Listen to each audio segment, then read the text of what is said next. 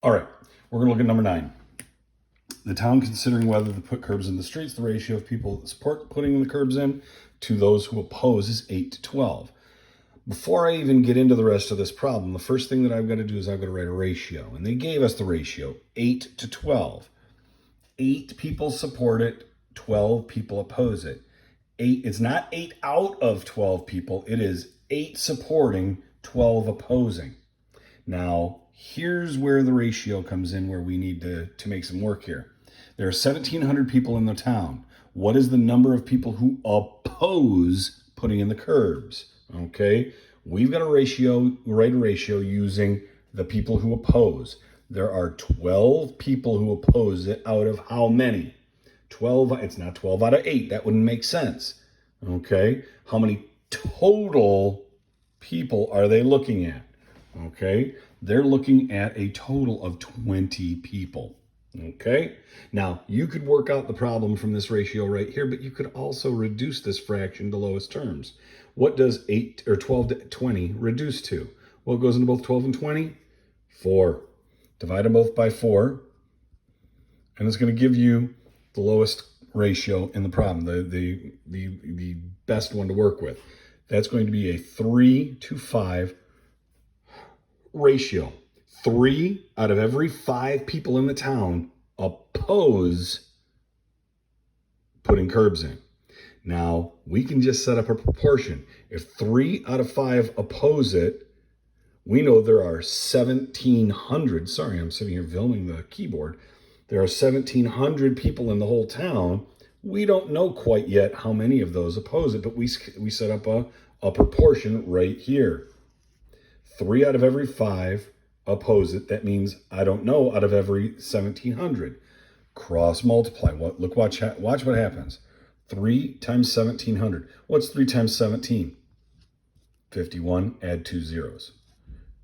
What's 5 times x? 5x. Look at that. You've set up an algebraic equation.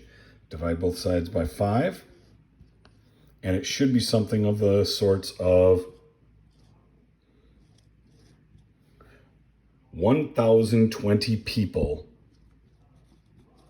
1,020 people oppose putting in curbs out of the total 1,700.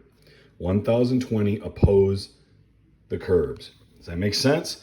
Setting up a ratio. They try to trick you with this one. To set up the ratio, they give you the amount of people that support it to the amount of people that oppose it. They don't want you to do that. They want to know how many people oppose it out of the total amount in the city. 12 out of every 20 oppose it. Now, tricky number 10. The tolerance in engineering. Tolerance problems. It's an absolute value problem. Very similar to the absolute value problems that you did before.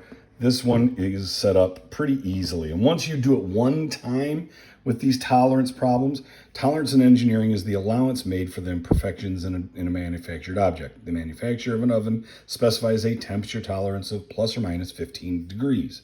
Write an equation to represent the maximum and minimum temperatures inside the oven when the thermostat is set at 400 degrees. All of that crap can be put into a formula for absolute value. The actual temperature minus the ideal temperature, all in the absolute value, must be less than or equal to the tolerance that they give. Well, let's set it up. What is the actual temperature? You don't know. You don't know the actual temperature in the oven, but you do know the ideal. They tell you the ideal temperature is 400 degrees. Okay? And we know it's going to be less than or equal to the tolerance of this problem. Well, what is the tolerance of this problem? Plus or minus 15 degrees.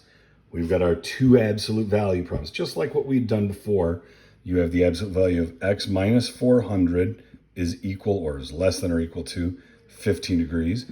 X minus 400 is less than or equal to negative 15 degrees. Okay?